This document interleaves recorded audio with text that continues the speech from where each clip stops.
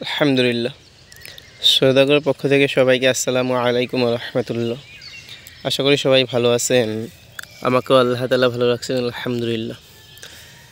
আমাদেরকে গত কয়েকদিন যাবত অনেক ভাই ফোন দিতেছেন আর কি একটা বিষয় জানার জন্য, যে ভাই আপনি সাদা মাছির জন্য কী ব্যবহার করেন। তো সাদা মাছি কোনোভাবেই তাড়াইতে পারতেছি না। তো তাদের জন্য আজকের এই ভিডিওটা খুবই উপকারী হবে ইনশাল্লাহ। তো আপনাদেরকে যদি আমি দু একটা গাছ একটু দেখাই, এই যে দেখেন এই গাছটা যদি আপনি দেখাই, আমি এই গাছটার নিচে কিন্তু অবশ্যই সাদা মাছি আছে। আমি আপনাদেরকে একটু দেখাই,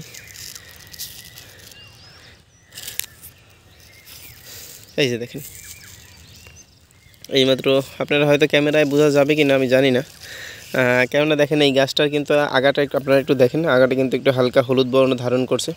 এরকম কয়েকটা গাছ আমরা গতকালকে আমাদের জমিটা বিকালে পরিদর্শন করতে এসে আমরা কয়েকটা গাছ এরকম দেখছি। এই যে দেখেন পাতার নিচে কিন্তু আর কি সাদামাছি উঠতেছে, সাদামাছিগুলো থাকে।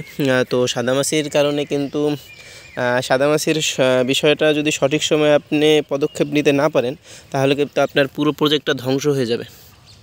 তো দেখা যাবে সাদামাছি কিন্তু আমরা যেই শসার সবচেয়ে বড় রোগ যেটাকে বলে মোজাইক ভাইরাস, সেই মোজাইক ভাইরাস কিন্তু সাদামাছি বহন করে। তো সাদামাছি যদি নিয়ন্ত্রণ করতে না পারেন, তাহলে কিন্তু দেখা যাবে যে আপনার প্রজেক্টে আস্তে আস্তে কী বলে মোজাইক ভাইরাসটা লেগে যাবে। তো আপনি কিন্তু সেইখান থেকে আর পরিপূর্ণ যে ফিডব্যাকটা পাওয়ার দরকার ছিল সেটা আপনি পাবেন না। তো যাই হোক, আপনারা একটু লক্ষ্য করে দেখেন যে কী পরিমাণে ফল আবার নতুনভাবে সেট হইতেছে। দেখেন 4টা-5টা করে আলহামদুলিল্লাহ সেট হওয়া ফল আছে। এই মুহূর্তে যদি আমাদের জমিতে কোনো সমস্যা হয়, তাহলে কিন্তু বড় ধরনের একটা লসের সম্মুখীন হওয়া লাগতে পারে। আমরা দোয়া করি আল্লাহ তাআলার কাছে, আল্লাহ তাআলা অবশ্যই আমাদেরকে এ থেকে পরিত্রাণ দিবেন। তো যাই হোক, আসলে এই মুহূর্তে আমাদের অভিজ্ঞতা থেকে আমরা বলতেছি আমরা কী স্প্রে করব। আসলে অনেক ভাই আমাদেরকে জিজ্ঞাসা করেন, মানে অনেক কীটনাশকের কথা বলেন, কিন্তু আমরা কিন্তু আপনাদেরকে সেই কীটনাশকের কথাগুলোই বলি যেগুলো আমরা আমাদের জমিতে ব্যবহার করি। আমরা এমন কোনো কীটনাশকের কথা বলি না যেটা আমরা ব্যবহার করি না বা ব্যবহার করার পর রেজাল্ট পাই নাই। এরকম অনেক কীটনাশক আছে যেগুলো ব্যবহার করার পর রেজাল্ট পাই নাই, সেগুলোর কথা কিন্তু আমি আপনাদেরকে বলি না। তো যাই হোক, আজকে বিকেলে আমরা দেখতেছেন এখন কিন্তু জমিতে প্রচুর পরিমাণে কী বলে মৌমাছি, তারপরে ভোমর এগুলো আছে।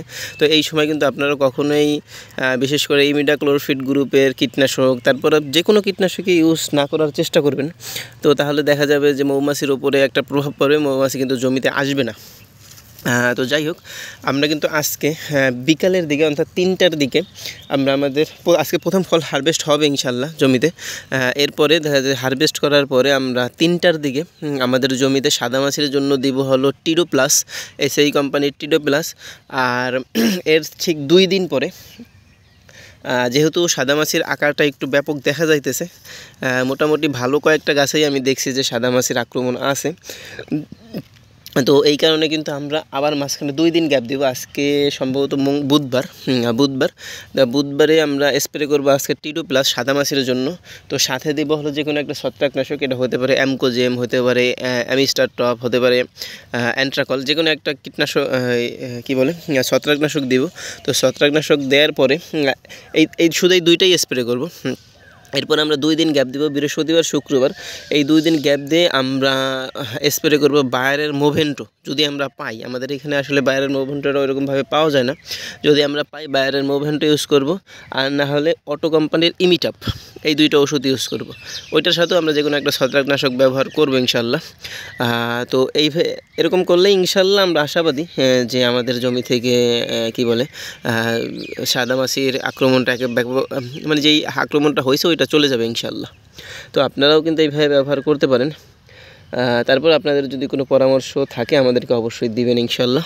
তো আপনারা সকলে ভালো থাকবেন, দোয়া করবেন। আসসালামু আলাইকুম।